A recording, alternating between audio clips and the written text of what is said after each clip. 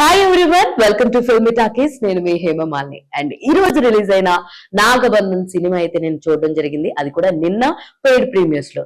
అయితే first thing, నేను ఈ ట్రైలర్స్ టీజర్స్ అన్ని చూసిన తర్వాత ఇది ఖచ్చితంగా విజువల్ వండర్ అవుతుంది. ఈ విజువల్స్ అన్ని మాకు ప్రీమియర్ అయితే అల్లు సినిమాస్ లో వేశారు. అల్లు సినిమాస్ లో డాల్బీ స్క్రీన్ లో ఆ విజువల్స్ చూస్తే సూపర్ ఉంటుందన్న హై ఎక్స్పెక్టేషన్స్ తో నేనైతే సినిమా చూడడానికి వెళ్ళాను అనమాట. And coming about Nagabandham, Abhishek Nama and ఆయన ప్రొడక్షన్ లో, ఆయన డైరెక్షన్ లో వచ్చినటువంటి ఈ సినిమా అన్నమాట. అయితే ఈ సినిమా ఎలా ఉంది ఏంటి అంటే, నాకైతే చాలా డిసప్పాయింట్ చేసిందని అనిపించింది అనమాట. అభిషేక్ నామా గారి నామాలు మనకు పెట్టారా, సినిమాలో చూపించారా అంటే నాకు మనకు పెట్టారనే అనిపిస్తుంది అనమాట. సో ఎక్కడో చాలా గ్రాఫిక్స్ ఇవన్నీ చాలా రిచ్ గ్రాండియర్ అని చెప్పి ఆ థాట్ లో పడిపోయి స్టోరీ లైనప్ ని బాగా వాళ్ళు క్రియేట్ చేసుకోలేదన్న ఫీలింగ్ వచ్చింది అనమాట. ఎందుకంటే స్టార్టింగ్ 15 minutes స్టోరీ ఎంగేజింగ్ గా ఉండదు, అండ్ కంటిన్యూ అవుతున్న కొద్దీ ఎక్కడో పాయింట్స్ కనెక్ట్ కావట్లేదు. ఇది ఏదో వస్తుంది వెళ్ళిపోతుంది స్టోరీ ప్లే అన్నట్టు అనిపిస్తుంది. అండ్ ఇలా అనిపించడానికి ఇంకొక మెయిన్ రీజన్ ఏంటంటే, సినిమా డ్యూరేషన్ ఆల్మోస్ట్ 3 hours కన్నా ప్లస్ ఉండడం వల్ల మనకి చాలా ఎక్కడో అన్ఫినిష్డ్ గా స్క్రీన్ ప్లే ఏదో చెప్పినట్టుగా ఎక్కడెక్కడో ఏయో లూప్స్ మిస్ అయిపోయినట్టుగా చాలా అనిపిస్తూ ఉంటుంది అనమాట.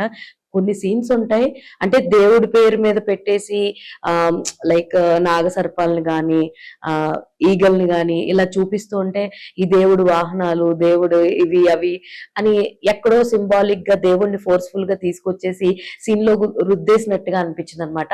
బట్ ఈ సినిమా కాస్టింగ్ విషయానికి వచ్చేస్తే కనుక విరాట్ కర్ణ అండ్ నాభా నటేష్ కావచ్చు, మురళీ శర్మ గారు, శరణ్య గారు, జగపతి బాబు గారు, ఇలా చాలా పెద్ద పెద్ద కాన్వాస్ ఉన్నారనమాట సినిమాలో.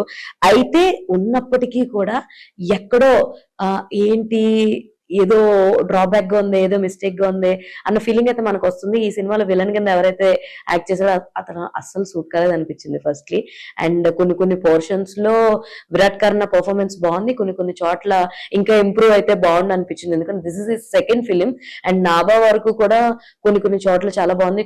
కొన్ని డాన్స్ లో అన్వాంటెడ్ సాంగ్స్ అవి అనిపించింది అనమాట. సడన్ గా సినిమా అంత డివోషనల్ గా వెళ్తుంటే కొన్ని పాటలు ఏదో ఫిట్టింగ్ చేస్తున్న ఫీలింగ్ అంతే వచ్చింది.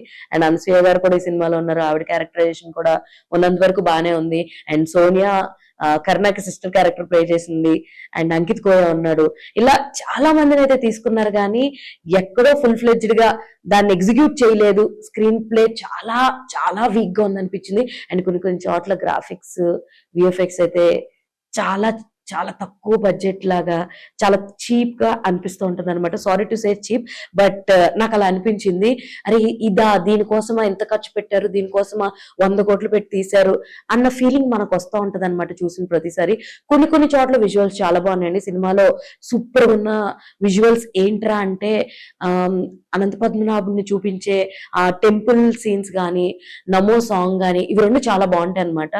అండ్ లాస్ట్ లో ఫ్యూ మినిట్స్ శివుడు షార్ట్స్ అవి అయితే కొంచెం లాస్ట్ ఫైట్ అది కొంచెం ఇంట్రెస్టింగ్ గా అనిపిస్తుంది. కానీ ఎక్కడో ఈ సనాతన ధర్మం డైలాగులు ఇవన్నీ వాంటెడ్ గా ఫిట్ చేసేసినట్టు, జనాలను రుద్దుతున్నట్టు అలా అనిపించింది నాకైతే. సో మీకు కూడా ఒక ట్రయల్ చేయాలి, చూడాలి అసలు ఏంటిది. కొంతమంది చాలా మంచి పాజిటివ్ గా చెప్తూ ఉన్నారు అని అనిపించవచ్చు, బట్ కొంతమందికి నచ్చకపోవచ్చు. యాజ్ ఎ స్క్రీన్ ప్లే గా చూస్తే, కథపరంగా చూస్తే కొంతమందికి నచ్చొచ్చు.